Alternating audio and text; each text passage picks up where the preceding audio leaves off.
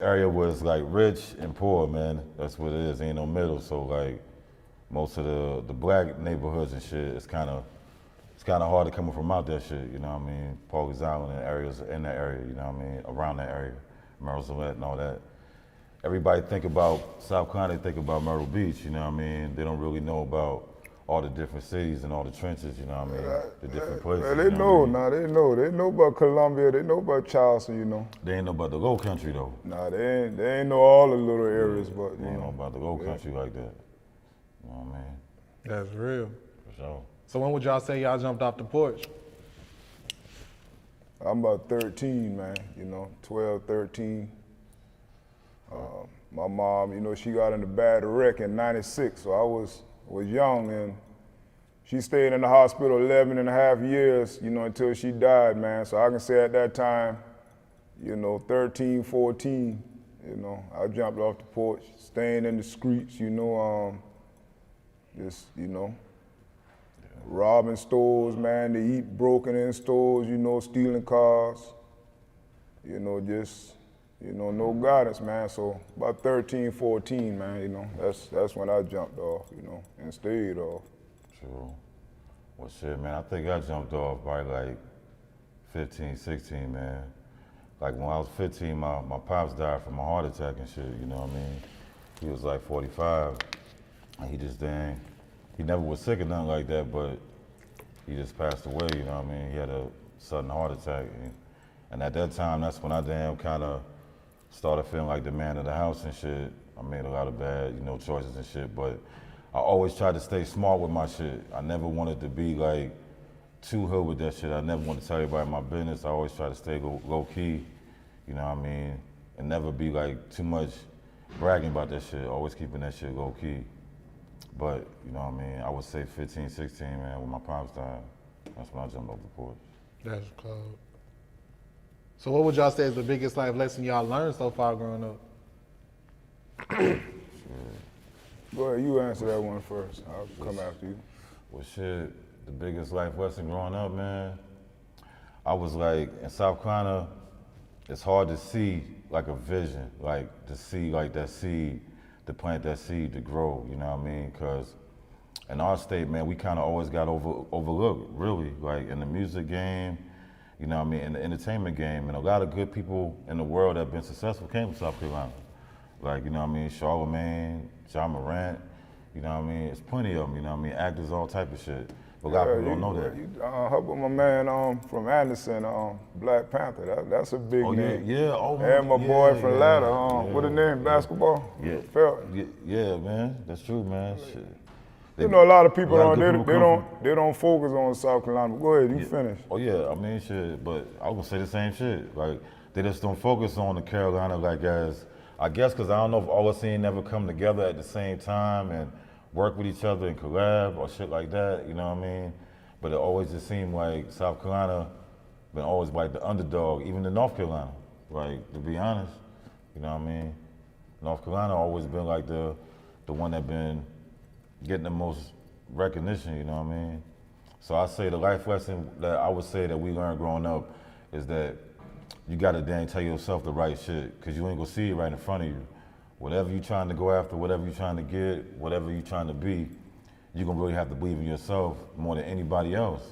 Cause around we from, man, like, niggas ain't gonna believe on that shit quick. They gonna hate on that shit first before they believe on that shit, you know what I mean? That's just the facts of the matter. That's why South Carolina always been divided like that. So I say the most important thing, like I said, man, seeing growing up is you gotta really believe in yourself. You gotta really have them thoughts in your head, or you gonna get easily distracted, man. Biggest life lesson Yeah. I learned up to this point, man, is learning from your mistake the first time.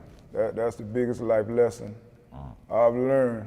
Is learning from your mistake the first time. I tell anybody who's watching this, the definition of insanity is doing the same thing over and over, expecting different results, you understand? So just learning, man, from a bad mistake, because you gotta, first attempt something, man, for it to become a mistake, man. So just learning from it the first time, man. Don't let it be 3, 4 opportunities. So now, I still ain't perfect, but you know, I live by that, man. I ain't gonna do the same thing over and over. You know, if it ain't no good, you know, I'm gonna get away from it. So that's the biggest life lesson I learned.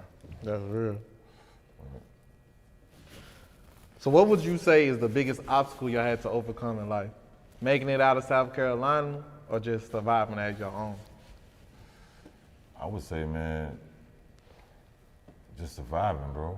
Like that's the realest thing you can do, man. Like surviving is like, to me, is not being locked up, not being damn on the run for no bullshit. Like whatever you're doing, like pushing, making your ends meet, taking care of your bills yourself, feeding your family, taking care of your kids and shit. You know what I mean? That all falls under surviving. And I would say making it out of South Carolina probably comes second, because you gotta survive first. Even you gotta be able to deal with your reality to damn be successful or to have a goal or achieve something. You know What's what the question one more time? You know, he talking, so I'm listening to what he says. What would you say is the biggest obstacle you had to overcome in life?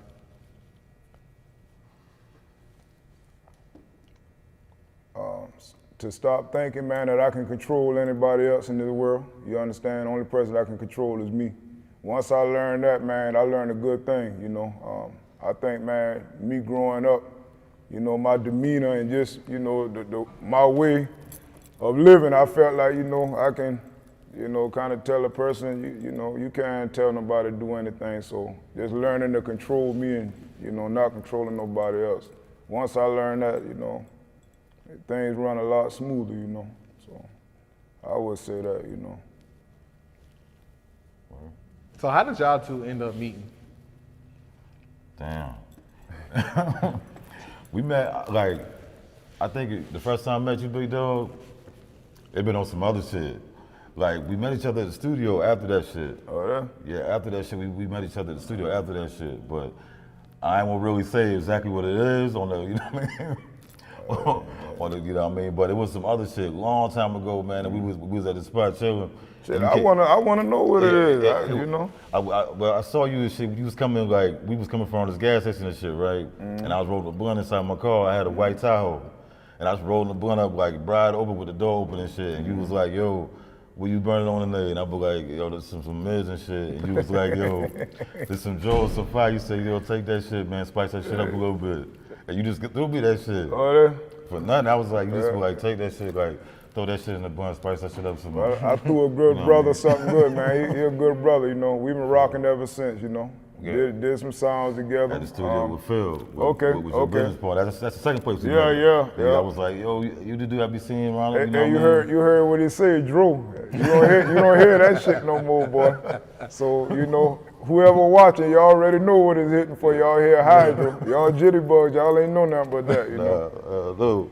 Yeah, but he a good one, so, you know, I'm glad I met him. You know? Yeah, man. That's real.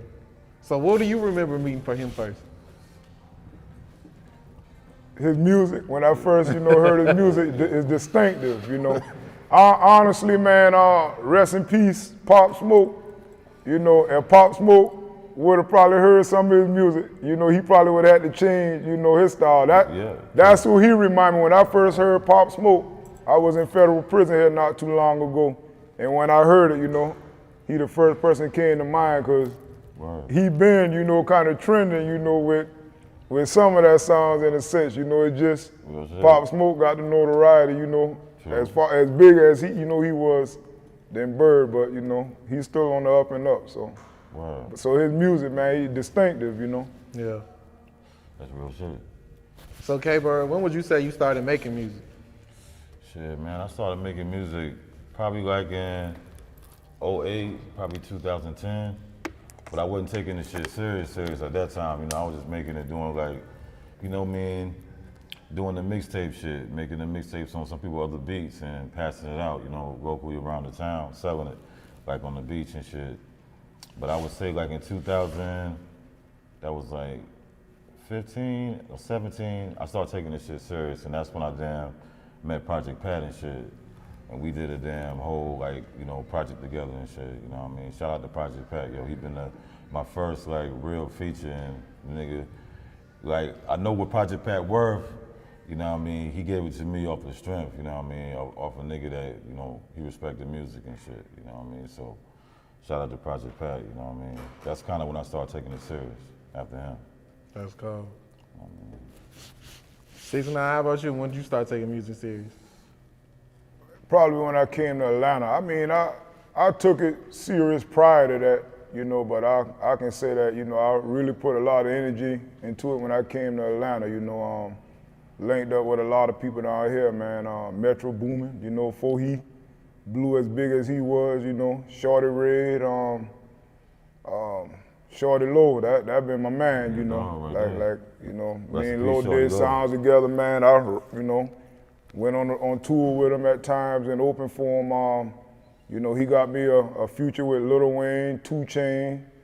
So, you know, coming down here, man, you know, just doing so much collabs. One with Young Greatness, man, you know, a few months before he passed, rest in peace. And just working, man, you know, with a lot of other people, man. I kind of took it serious then and, you know, been pressing ever since, you know. I mean, it is what it is. It's gonna be what it's gonna be, you know. So That's real. I say when I came down here, you know, in a sense, it been before this, but South Carolina, you know, hard to get it. The formula, you know, ain't popped down there, so, you know, artists from everywhere else, they see